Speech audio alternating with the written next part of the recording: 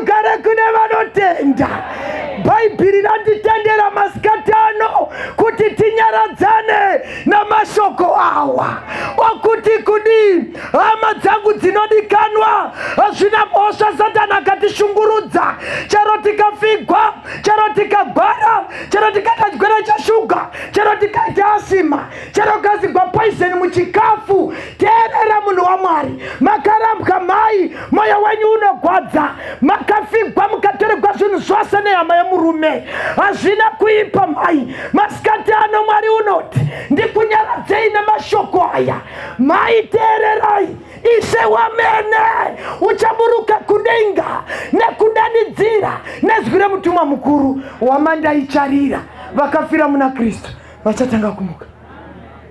Kwai ndikunyaradzei mai mava ne 25 years muchichema murume akafa masikati ano kwai naMwari ndikunyaradzei nemashoko aya okuti Ishe uri kuuya ende Mwari haazokoni kuuyaka nekuti une basa guru ranofanira kuzoita rakativimbisa rokuzomudza vakafa. Saka haanganyepi unofanira kuti auye atimutsire hama dzedu dzakafa dzichitenda unofanira kuuya. Saka ari kuuya